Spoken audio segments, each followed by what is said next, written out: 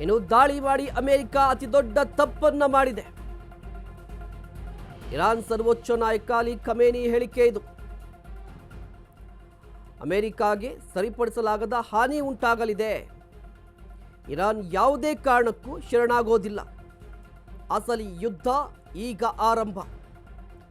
Khamenei ಇರಾನ್ನ ಸರ್ವೋಚ್ಚ ನಾಯಕ, ಸುಪ್ರೀಂ ಲೀಡರ್ ಅಮೆರಿಕಾಗೆ ಎಚ್ಚರಿಕೆಯನ್ನ ಕೊಟ್ಟಿದ್ದಾರೆ. ಅಮೆರಿಕ ದಾಳಿಗೆ ಅಮೆರಿಕ ಈಗ ಅತಿ ದೊಡ್ಡ ತಪ್ಪನ್ನ ಮಾಡಿದೆ.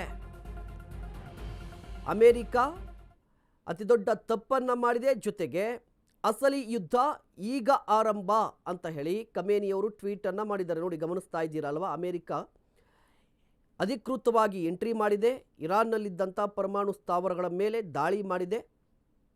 ಇದನ್ನು ಇಸ್ರೇಲ್ ಕೂಡ ಸ್ವಾಗತಿಸಿದೆ.